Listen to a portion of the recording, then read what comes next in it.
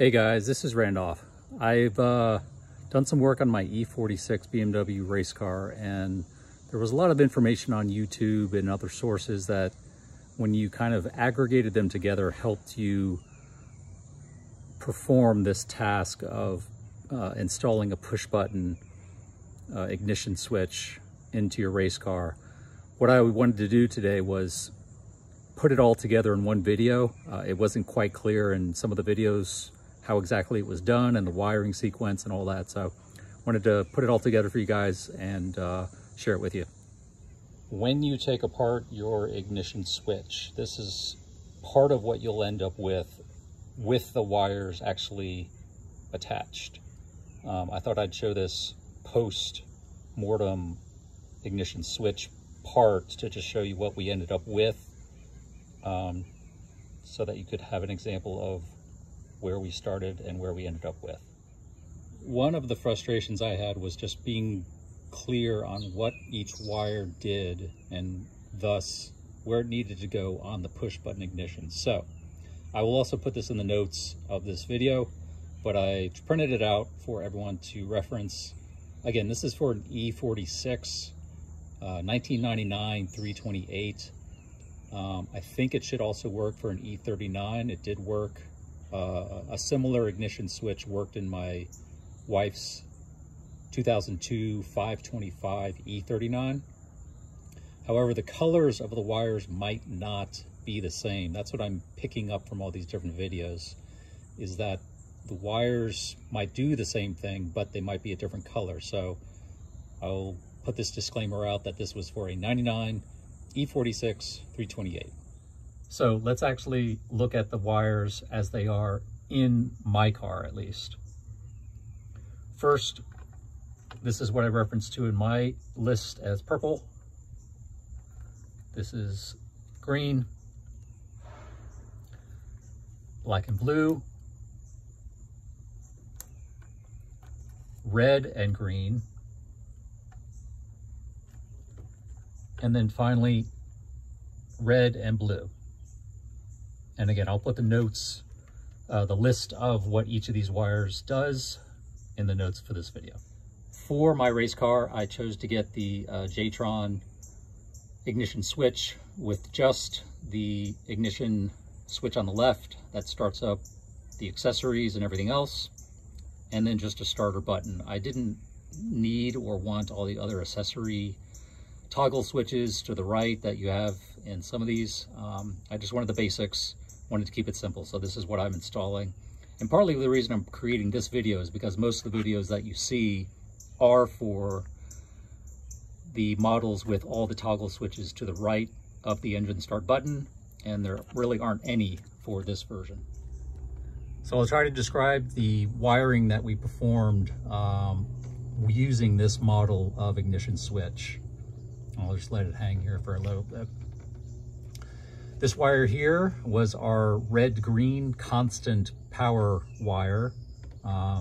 As you can see, we've used butt connectors to extend the wires to reach, to be long enough to be secured into the ignition switch. Constant power goes to the bottom here. This is our red-green wire. When you flick the switch, then power is delivered to the top here. And so at the top, we have combined or put together several different wires. One is the accessory, the purple. One is the ignition. And one is the jumper cable that goes from here over to the ignition button that you need to give power to the ignition button for that to then give power to the starter motor when you want to start the car. So this black wire here is our jumper cable coming across. Once you hit that button, that sends power down this wire to the starter motor. I'll add here, and I forgot to put it in the beginning, we ended up with a spare wire that also has a constant 12 volts being delivered to it. This is the red-blue wire coming out of the ignition switch. If anyone knows what this is needed for, put it down in the comments. A lot of videos, or all the videos for E46 models, did not talk about any second constant voltage wire in the ignition switch. They only referenced one, and this tripped us up a little bit because it seems in the E46 and the E39 there are two constant voltage wires going into the ignition switch. So for now, that is just taped up and just sitting out here doing nothing. I have started this car, I have driven it, and it seems to do just fine without that other second constant voltage wire being connected to the ignition. If you do use this model of JTRON ignition switch, do pay attention to the wiring diagram. On the left is the switch side, this side here. This is pretty easy to understand and wire up as I described. Be careful, or be sure to focus on the numbers of the ignition engine part on the back, and I'll go to that in the car in a second. If you don't get the numbers correct with how you wire it, then it will not function perhaps as you want it to. These numbers are hard to see probably on video. You can see barely a number 3 there. You can see a number 2 there, and that would be number 1 where the ground is. Excuse me, a number 3 is where the ground is. This is number 2 here. This is number 1 where the jumper cable actually is connected into.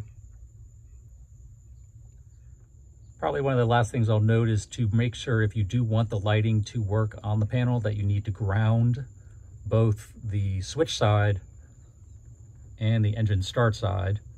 This will light up the ignition switch, the light in the middle, and the engine start button. I'm grounding those, or I'm attaching those to this screw right here. And I'll show that after I attach it, but that's where I'm grounding that to the chassis of the car so that all those lights work properly. So when I've mounted the ignition panel, this is what it looks like. Obviously, I'm gonna tuck away a lot of these wires and make it look cleaner and safer. You can see the 2 ground wires here are in back of the panel, resting against the metal, and they're secured by a couple of neoprene washers and then a metal one, just to keep it secure. Here's what it looks like.